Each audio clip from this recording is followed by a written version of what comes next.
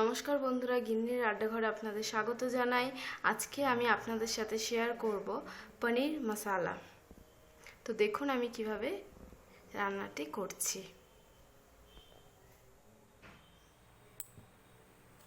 প্রথমে আমি পনিরটাতে এই মশলাগুলো মাখিয়ে নেব। এখানে আছে হলুদ, কাশ্মীরি লঙ্কার গুঁড়ো, হলুদ গুঁড়ো, জিরে গুঁড়ো, ধনে গুঁড়ো আর নুন।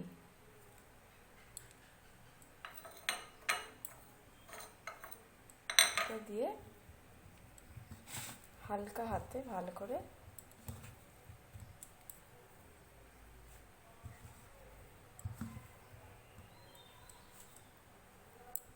মাখিয়ে নিতে হবে।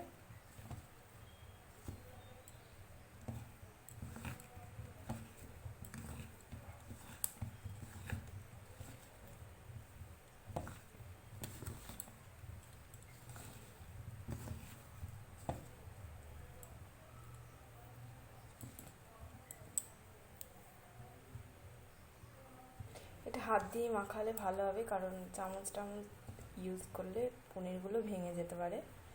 তো তার জন্য আমি এটা হাত দিয়ে মাখিয়ে নিয়েছি। এবার এর মধ্যে আমি 1 চামচ মতো ভিনিগার দিয়ে দেবো।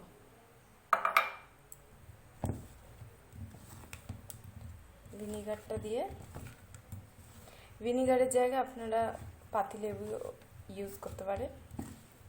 আমি এখানে ভিনিগার ইউজ করেছি, ভিনিগার না পেলে পাতিলেবু ইউজ করা যায়।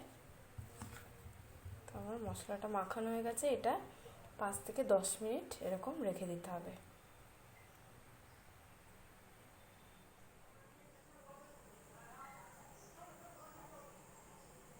এটা 10 মিনিট মতো হয়ে গেছে। এবার আমি পনিরটাকে ভেজে নেব। তো পনিরটা ভাজতে প্রথমে আমি কড়াইতে একটু সাদা তেল দেবো। এবার তেলটা একটু গরম করতে দিয়ে দিলাম। তেলটা গরম হয়ে গেছে, পনিরগুলো আমি দিয়ে দিলাম। পনিরগুলোকে এবার আমি ভেজে নেব। তো হালকা হাতে ভেজে নিতে হবে।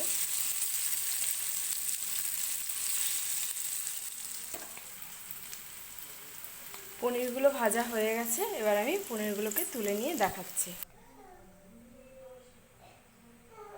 পনিরগুলো আমার ভাজা হয়ে গেছে। এবার আমি গ্রেভিটা রেডি করব।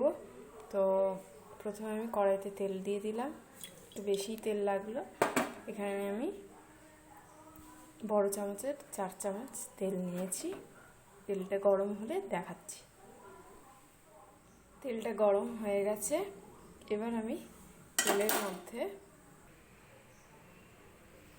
এই ফোড়নটা দিয়ে দেবো। এখানে আমি গোটা জিরে রেখেছি, আর রেখেছি গোটা এলাচ, দারচিনি আর লবঙ্গ। এটা এবার আমি তেলের মধ্যে দিয়ে দিলাম।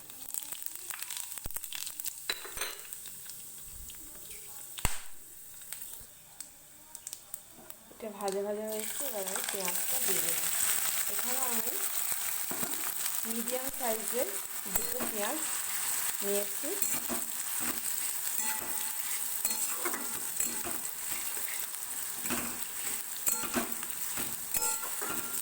পেঁয়াজটাকে হালকা একটু ভাজা ভাজা করতে হবে। তো ভেজে আমি দেখাচ্ছি। পেঁয়াজটা আমার ভাজা ভাজা হয়ে গেছে। তো এর মধ্যে আমি এখানে আদা, রসুন আর কাঁচা লঙ্কা পেস্ট করে রেখেছি, সেটা দিয়ে দিলাম।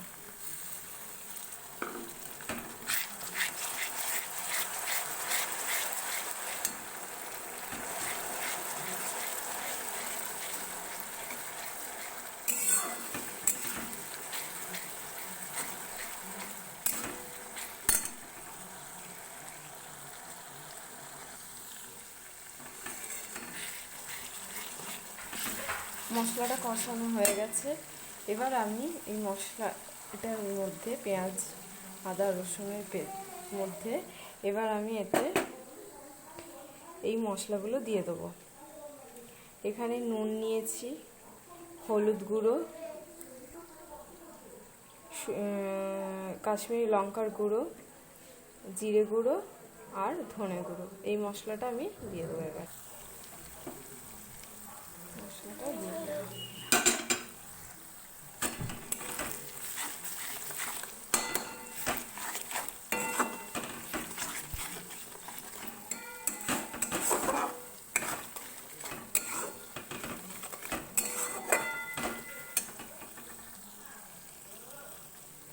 এবার আমি এটাকে কিছুক্ষণ কষাতে দেবো, এটা কম আছে, কিছুক্ষণ এভাবে রেখে দেবো।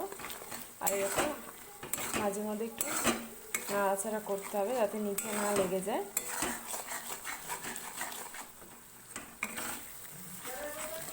মশলাটা মোটামুটি কষানো হয়েছে, পুরোপুরি কষানো হয়নি, হাফ হয়েছে।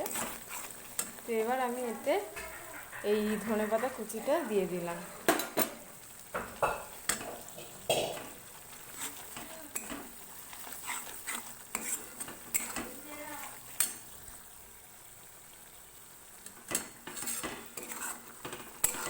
এবার আমি এটাতে এই টমেটো পিউরিটা দিয়ে দেবো।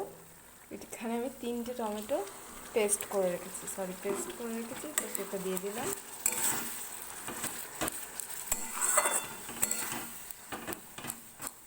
এবার এটাকে আবার কম আঁচে রেখে কষাতে হবে।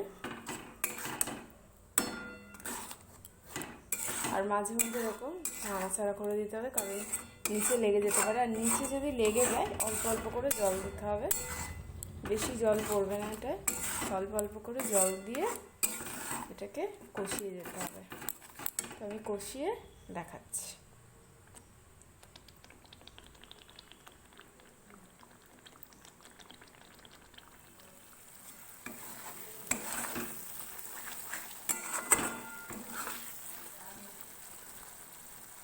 মশলাটা আমার কষানো হয়ে গেছে।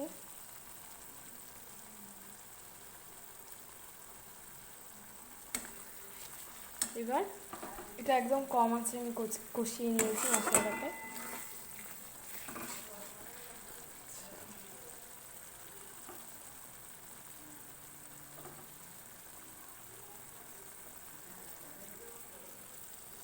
এবার পনিরগুলোকে দিয়ে দেবো।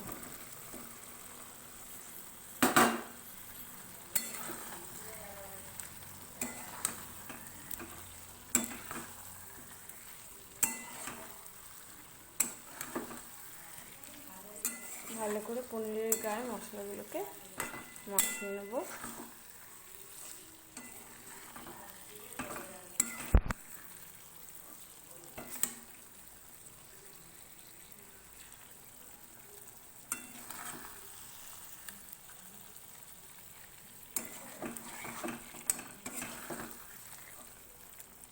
বেশি নাড়াচাড়া করবো না, কারণ পনির ভেঙে যেতে পারে।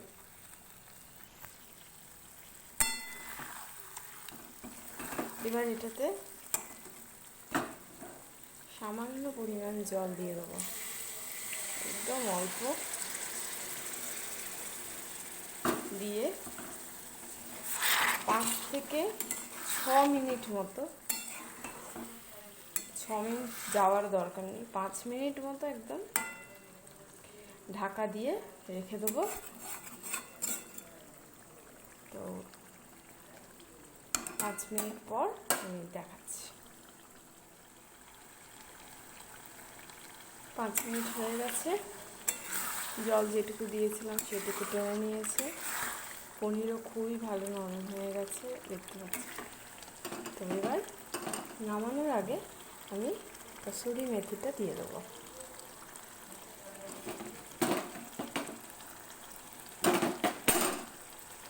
দিয়ে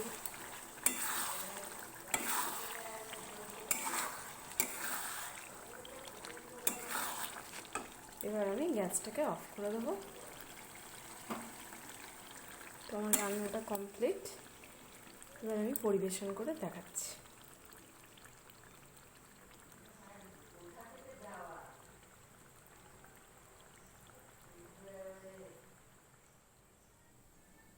তো রান্নাটি আমার কমপ্লিট হয়ে গেছে। তো ভিডিওটি ভালো লাগলে লাইক করবেন, শেয়ার করবেন, সাবস্ক্রাইব করবেন আর নেক্সট ভিডিওর নোটিফিকেশন পেতে বেল আইকন ক্লিক করবেন। Thank you.